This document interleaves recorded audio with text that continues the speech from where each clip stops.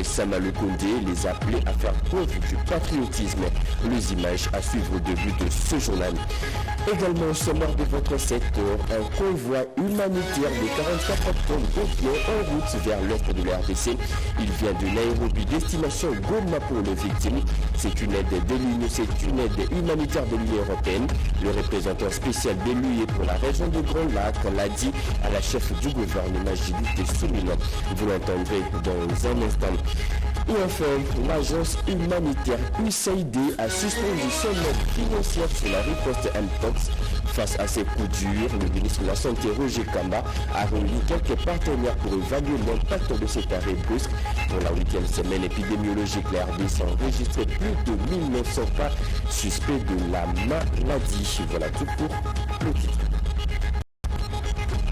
Mesdames et messieurs, encore une fois, bienvenue à vous sur nos régions de la radio-télévision nationale congolaise. Je le dis à l'ouverture de ce journal, 600 jeunes prêts à quitter la vie civile. Ces jeunes volontaires très motivés, recrutés et regroupés pour la formation au Kondilo dans la province du Lualaba veulent rejoindre l'armée nationale pour faire face au M23. Ces nouvelles recrues ont reçu la visite du président du Sénat, Jean-Michel Samalou Kondé, les a appelés à faire preuve du patriotisme avant de leur remettre de vivre et non vivre. Plus de précision avec Janine Kalenga. Bienvenue le Sala et Julien Piana. Déterminé à sensibiliser et mobiliser les jeunes à intégrer l'armée congolaise pour défendre l'intégrité territoriale de la République démocratique du Congo, le président du Sénat Jean-Michel Samalou Kondé a rendu visite aux jeunes nouvellement recrutés et regroupés pour la formation au Kondilo situé à 30 km du centre-ville de Kolwezi. Il était accompagné du vice-gouverneur du Lualaba, des sénateurs, des députés nationaux et provinciaux, du directeur général de l'ARSP et autres notables du Lualaba pour encourager ces jeunes qui ont volontairement choisi d'intégrer les rangs des forces armées congolaises. Porteurs de messages forts d'encouragement, les speakers de la Chambre haute du Parlement les a exhortés à plus de patriotisme et d'engagement pour barrer la route aux envahisseurs. Il les a aussi félicités pour avoir répondu à l'appel du président de la République, Félix Antoine Tshisekedi Tshilombo, car c'est la patrie ou les sacrifices suprêmes face à l'agression dont est victime la RDC. Un bon père de famille, Samalou Kondé, leur a apporté des dons en vivre et non vivre. Les femmes et filles des militaires ont reçu l'épargne en ce début du mois de la femme. Quelques jeunes en formation se sont exprimés pour démontrer leur sens élevé d'engagement pour la défense de l'intégrité territoriale de la RDC.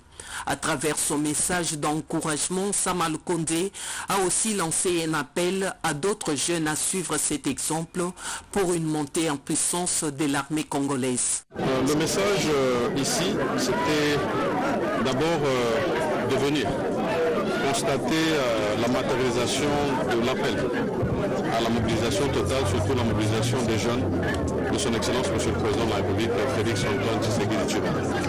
Après avoir eu des échanges avec toutes les couches de la société ici dans le Lualaba, nous avions pris l'engagement de venir visiter ce centre de recrutement pour voir les jeunes, ceux qui déjà ont pris la décision de s'engager dans l'armée pour défendre la patrie. Je suis venu donner un mot d'encouragement pour leur dire qu'il constitue notre fierté d'avoir répondu à cet appel et qu'ils doivent se considérer comme des modèles pour les autres jeunes. Partout où il est passé, le speaker de la Chambre haute du Parlement, Samalou Kondé, a sensibilisé la population à éviter la division, arme utilisée par l'ennemi. Un convoi humanitaire de 44 tonnes de biens en route vers l'est de l'RDC. Il vient de Nairobi, destination Goma pour les victimes. C'est une aide humanitaire de l'Union européenne. Le représentant spécial de l'UE pour la région de Grand Lac l'a dit hier à la chef du gouvernement Judith Suminwa. C'était au cours d'un échange qui a eu lieu à la primature. Plus de précision avec Chimedond. Le renforcement du partenariat entre l'Union européenne et la République démocratique du Congo, la première ministre Judith Suminwa Tuluka a échangé avec le représentant spécial de l'Union européenne, Johan Bourg-Gastran, pour la région de Grand Lac. à ces sujets. Johan Borgasran a souligné la solidarité de l'Union européenne avec la RDC et sa population, tout en réaffirmant l'attachement de l'Union européenne au respect de règles multilatérales et internationales.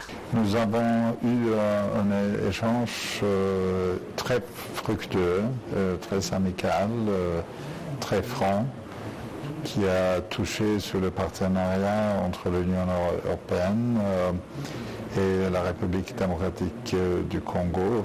Ça a aussi été une opportunité pour moi d'exprimer la position très claire auprès de l'Union européenne par rapport à la violation de l'intégrité territoriale de la Congo par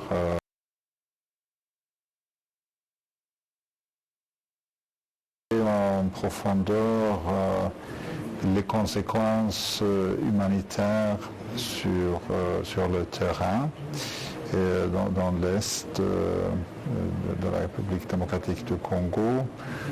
Aussi une opportunité pour nous d'informer Madame la Première ministre comme un exemple de soutien de l'Union européenne. Actuellement, un convoi est en route, financé, équipé par l'Union européenne, de Nairobi à destination Goma, avec 44 tonnes d'aide humanitaire pour les Gomatraciens et les Gomatraciennes.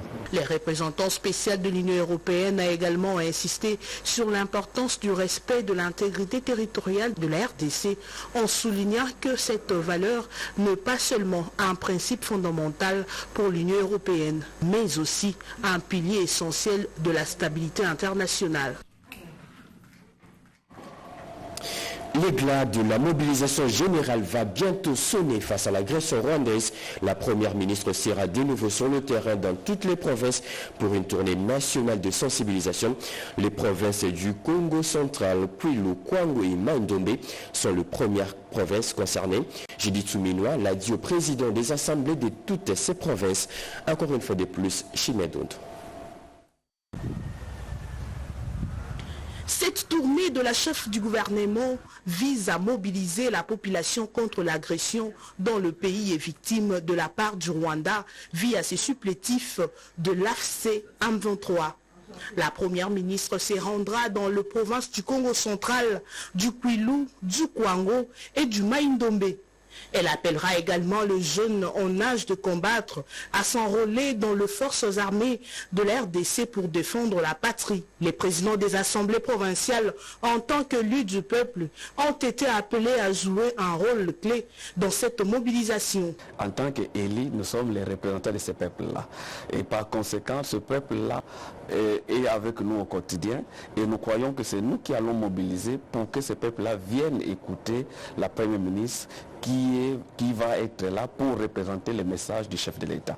Et donc nous sommes déjà concernés, et surtout à ce qui nous concerne, nous du Congo central, elle est déjà à nos portes. Et donc dès que nous quittons ici, moi et mon collègue de Kinshasa devons déjà quitter pour le Congo central afin d'accueillir l'arrivée de la Première ministre. Et donc déjà je profite à l'occasion pour annoncer à toute notre population du Congo central, du Kwango, du Kwilu et de Mai-Ndombe l'arrivée imminente de la Première ministre pour que nous puissions être mobilisés derrière les chefs de l'État et l'armée de notre pays pour bouter dehors tous les ennemis de notre pays. La tournée de la Première ministre Judith Suminwa Tuluka dans les différentes provinces de la RDC s'inscrit également dans la continuité de la campagne Congolais Téléma. Entendez, Congolais lève-toi.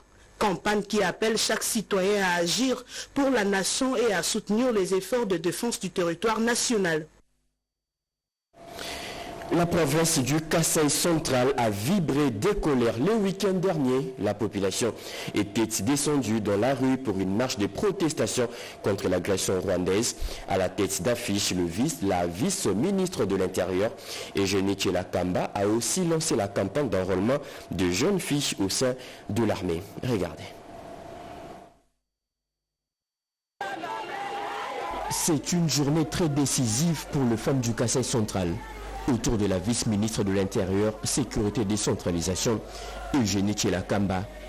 À Kananga, ces milliers de femmes ont bravé la peur pour envahir différentes rues de la ville afin d'interpeller la communauté internationale sur les tueries à répétition du peuple congolais par l'armée rwandaise et ses supplétifs du 1-23 dans un seul but d'épier tous les minerais et d'autres richesses du sol congolais. C'est une bonne occasion pour Eugénie Tshela-Kamba de lancer officiellement la campagne de sensibilisation des jeunes filles pour leur intégration au sein des forces armées de la République démocratique du Congo à travers le 26 provinces. Elle a responsabilisé chaque femme présente à sensibiliser les jeunes filles de son foyer pour servir le pays sous le drapeau. Le numéro 2 de la territoriale, qui a marché avec ses pairs du rond-point Notre-Dame à la place de l'Indépendance à Kananga, a appelé les manifestants à s'unir main dans la main derrière le chef de l'État et commandant suprême Félix-Antoine Tshisekedi Tshilombo dans ses efforts visant à sauvegarder l'intégrité territoriale.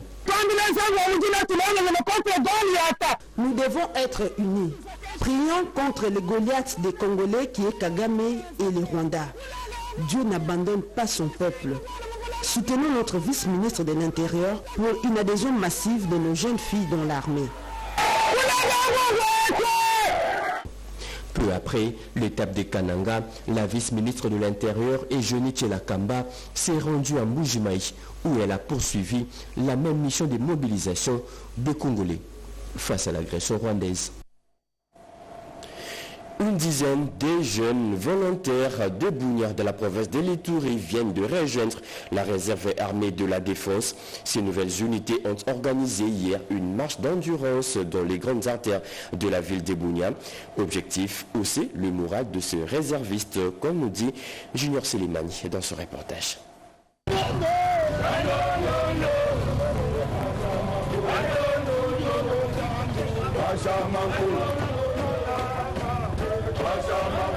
Les jeunes de Bunia sont déterminés à défendre l'intégrité du territoire national, prêts à sacrifier leur sang contre l'agression rwandaise, contre les deux Kivu, à travers le mouvement terroriste M23. Nombreux d'entre eux ont répondu favorablement à l'appel du commandant suprême des forces armées en intégrant la réserve armée de la défense pour rehausser le moral et sensibiliser d'autres patriotes à rejoindre les camps de la patrie. La RAD Coordination de l'Ituri a organisé une marche d'endurance physique le week-end dernier dans les grandes artères de la ville de Bunia.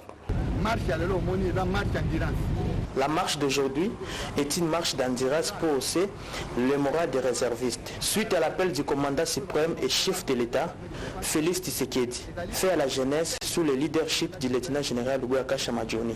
C'est grâce à son leadership que cette marche est organisée à partir de Tiango, où nous sommes venus avec un échantillon de réservistes. La marche d'endurance de ce jour est articulée autour de 3 piliers, dont le premier concerne l'appel du chef de l'État, où le commandant suprême appelle les jeunes à se mobiliser parce que le pays est agressé. Le commandant suprême a bengi jeunes à se mobiliser parce que le pays est agressé. Depuis le mois de janvier dernier, une campagne de veille patriotique de la RAD est menée dans différentes universités, suivie des meetings populaires pour le recrutement de volontaires en vue de défendre la mère patrie face aux ennemis de la République.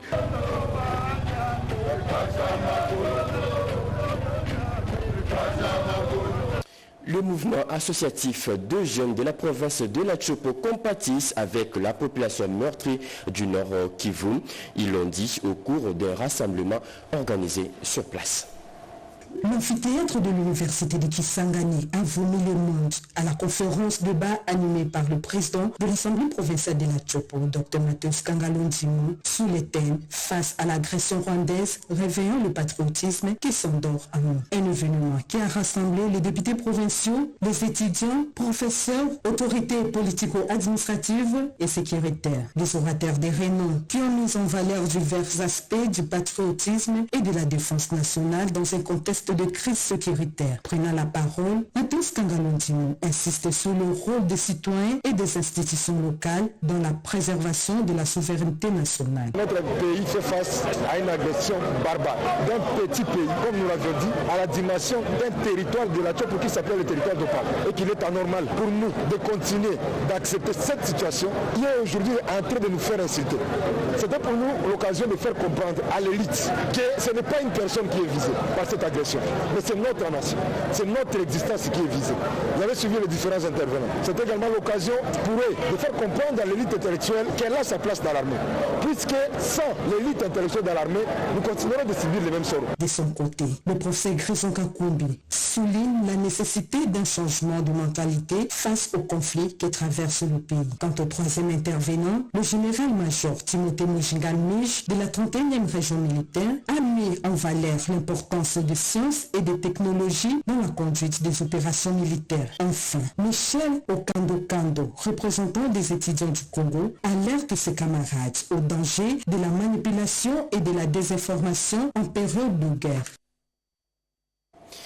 Le site de l'Office national des produits agricoles du Congo, ONAPAC, dans la ville de Luanda, au Congo central, menacé d'expoliation. La directrice générale de cette entreprise publique est descendue sur place pour évaluer les travaux de sécurisation de ces sites, pas seulement, mais aussi palper les avancées des travaux de construction des entrepôts en appui du port en eau profonde des Bananas. Plus de précisions dans ces commentaires de Marthe Mangazakalala. Les travaux de construction du port en eau profonde des Bananas lancés par le chef de l'État en 2022 n'avaient pas laissé indifférent le comité de gestion de l'ONAPAC de leur prise de fonction en 2023.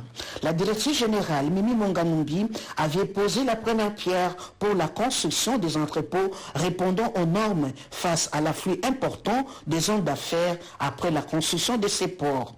C'est sur leur site de 120 mètres sur 100 se trouvant à Mwanda, en proie des qui aura été ainsi sécurisé. La patronne de produits pérennes est allée palper du doigt les avancées des travaux. Nous sommes en train de mettre en place en vue d'appuyer les efforts du chef de l'État au regard du port en eau profonde des Bananas.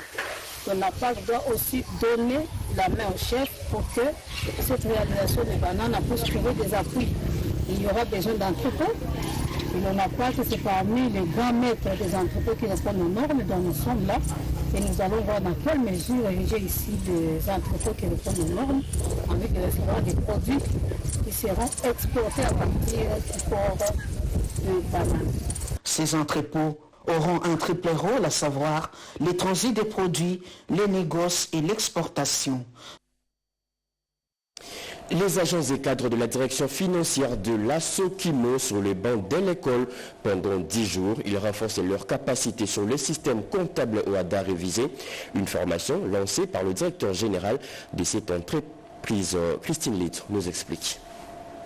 C'est une formation qui a permis aux agents et cadres de la direction financière de la SOKIMO, cette entreprise qui a besoin d'une comptabilité forte afin de bien booster la relance de ses activités. D'où cette formation sur le système comptable OADA révisé, organisée sous l'impulsion du DG Pistis Bonongo Tokole et qui a permis aux apprenants de bénéficier durant 10 jours d'une formation assidue de la part de Yvan Zebo, président des réviseurs comptable et expert comptable membre de l'ONEC.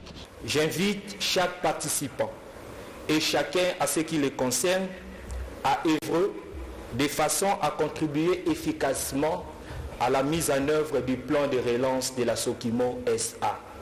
À l'issue de cette formation, les participants se sont réjouis de la qualité de la formation dispensée, laquelle les rend plus compétitifs sur le marché. Ils expriment ici leur satisfaction. Un sentiment de satisfaction, c'est que nous ignorions hier. Aujourd'hui, on a appris ça, on a appris les normes internationales, ce qui concerne les finances.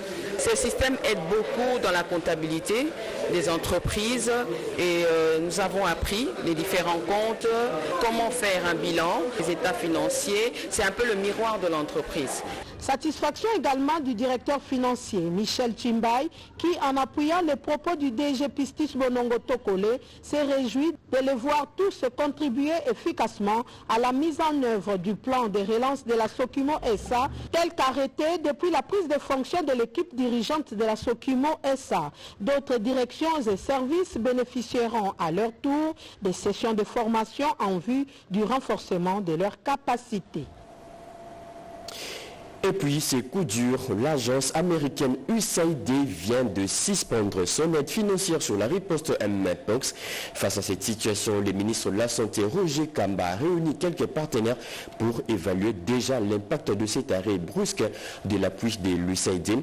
Signalant que pour la 8e semaine épidémiologique, la RDC a enregistré plus de 1900 cas suspects de la maladie. Robert Ndaï nous explique. Autour du ministre de la Santé publique, Dr Samuel Roger Kamba, la traditionnelle réunion sur la situation humanitaire et sanitaire a jeté les bases d'une réponse coordonnée à la crise humanitaire en République démocratique du Congo.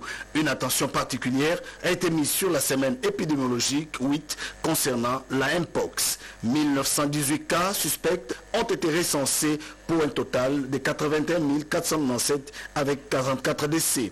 Par rapport toujours au Mpox, c'est aussi question de voir comment, avec les différents partenaires, en rapport avec l'appui de l'USAID, qui s'est arrêté, voir quel était l'impact de cet arrêt de l'appui USAID, et voir comment, avec les autres partenaires, évaluer déjà l'impact. Ça, c'était une recommandation au souverain ministre pour la semaine prochaine, voir l'impact de l'arrêt de l'aide américaine de l'USAID sur la riposte Mpox et même sur les autres interventions en cours. La situation de l'Est de la République démocratique du Congo, marquée par la guerre d'agression, exige rapidement une réponse urgente et une action concertée pour soulager les souffrances des milliers de personnes affectées par l'agression rwandaise, une dégradation alarmante des infrastructures sanitaires avec la guerre d'agression.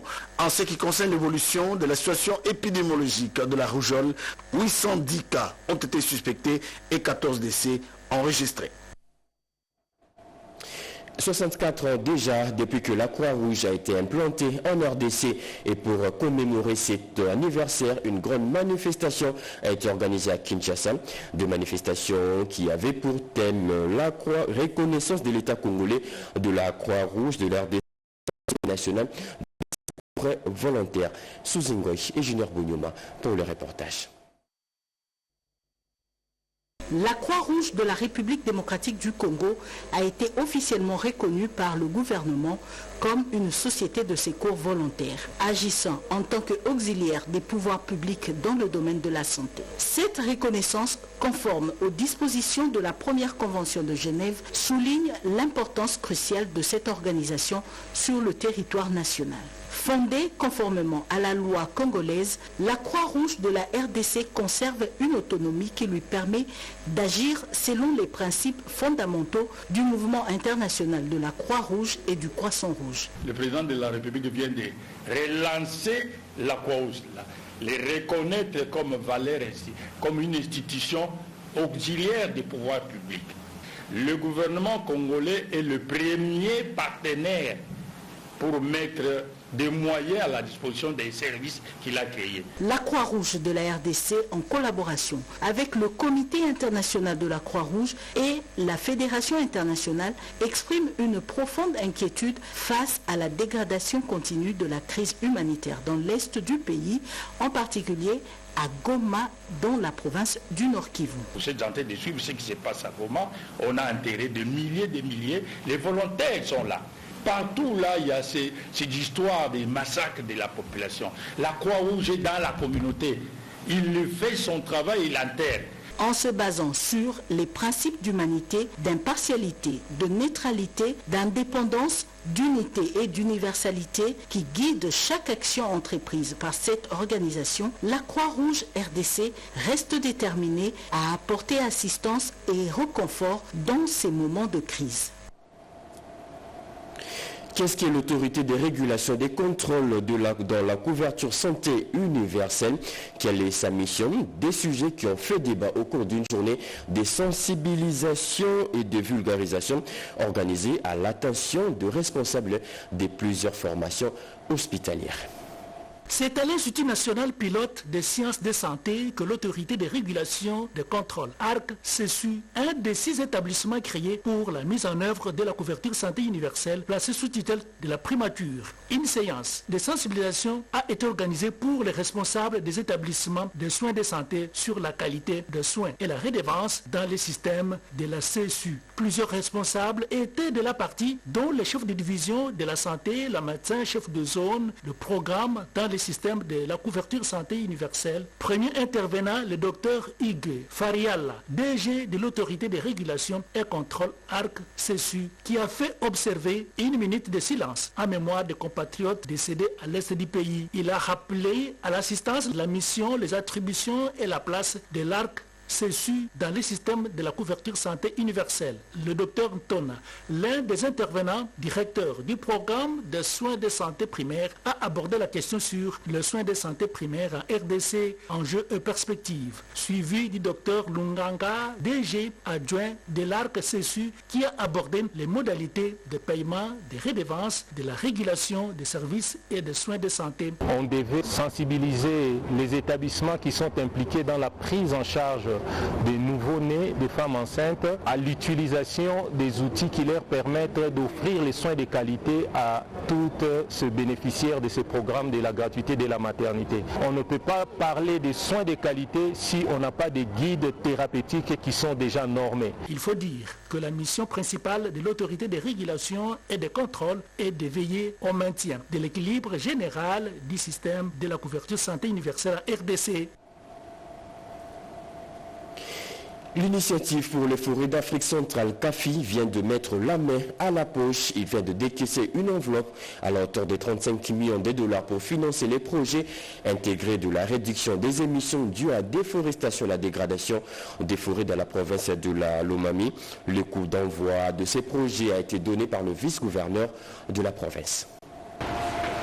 Le comité de pilotage provincial COPIL de la Lomami, via l'agence belge de développement ENABEL en sigle, vient de tenir la première réunion du lancement officiel du projet intégré de réduction des émissions dues à la déforestation et à la dégradation des forêts pour la province de Lomami. Présidé par le vice-gouverneur et gouverneur adjoint intérim Célestin Kayembetiazi Chibola comme président de COPIL. Les membres effectifs, les membres observateurs, les représentants du peuple autochtone et les partenaires techniques de l'ENABEL. L'objectif visé par cette réunion est la participation active de toutes les parties prenantes à lutter pour stabiliser la déforestation et d'améliorer les revenus de population en RDC en général et à la Lomami en particulier. Monsieur Léandre Lakwande, programme manager ENABEL Kassai Oriental et Lomami et Sankoro, a estimé que le Pirée du Corlom serait mis en œuvre dans le cadre de la programmation de la stratégie nationale RED plus 2012 de la RD Congo et de son plan d'investissement 2015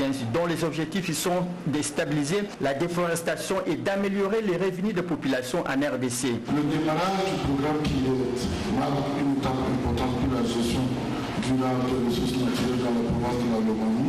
L'ajout de ce programme pilote à ces initiatives constitue donc une opportunité unique de renforcer l'efficacité de nos actions et d'assurer un impact durable sur l'environnement et les communautés locales. La mise en œuvre du PIR ne saurait atteindre son plein potentiel sans une approche coordonnée avec les autres projets de l'APEL, mais aussi avec les interventions financées par d'autres acteurs et d'autres bailleurs.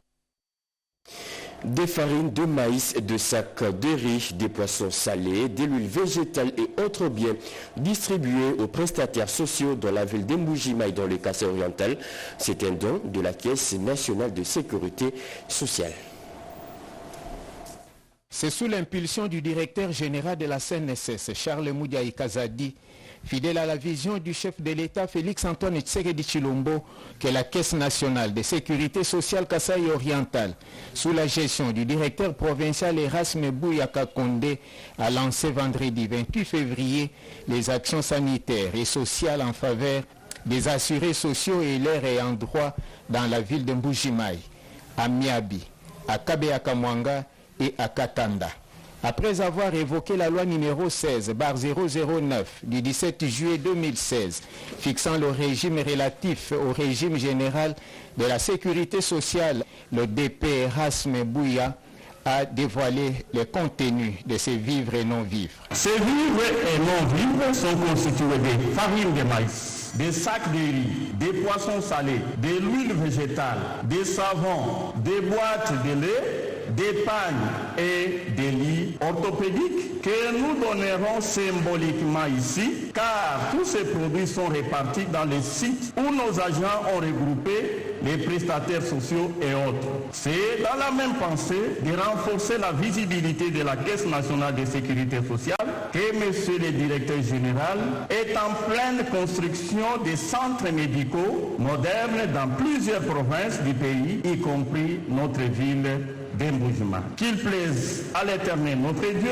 Tout-Puissant, de nous accompagner dans ce processus visant à matérialiser concrètement les idées de Monsieur le Président de la République démocratique du Congo, son Excellence Félix Antoine Tshisekedi Tshilombo, chef de l'État. Le ministre provincial de la Santé et Prévoyance sociale qui a présidé la manifestation, Daniel Kazadi, a félicité la CNSS pour ses actions.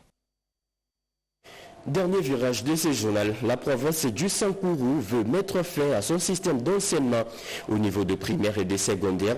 Tous les inspecteurs du secteur se sont retirés à l'Odja pendant 6 jours pour réfléchir déjà sur une nouvelle méthodologie, un nouveau système qui sera basé sur la qualité. Ceci pour mettre fin aux antivaleurs observées lors des épreuves de fin d'études. Regardez. Améliorer la qualité de l'enseignement dans la zone éducationnelle de Sankourou 1. C'est le résultat attendu de ces 6 jours d'intenses travaux auxquels ont pris part les inspecteurs principaux adjoints, les inspecteurs chefs de poule, ainsi que certains inspecteurs réunis à l'Odja dans les Sankourou. Dans son speech, l'inspecteur principal provincial de l'éducation et nouvelle citoyenneté, Sylvain Koundantumba, a demandé aux inspecteurs d'adopter une nouvelle philosophie de travail afin de éradiquer les antivaleurs constatés lors des épreuves d'évaluation certificative. Constat fait également lors de l'exploitation du rapport des inspecteurs. Il a mis un accent particulier sur l'appui à l'inspection pédagogique par l'usage correct de formules. C'est en application de recommandations de la revue annuelle de performance.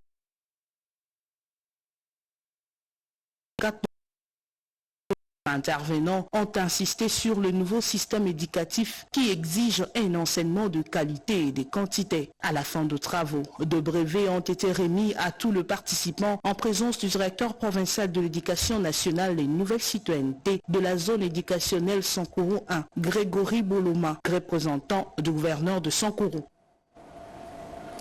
C'est fini pour ce journal de 7h, mesdames et messieurs. Ce journal a été coordonné par Jacques Kokabwaba, réalisé par Mamita Bangoulou, Jonathan Moubalama. La partie technique a été assurée par Didier Diawa, Alain Sodi, Émile Zola.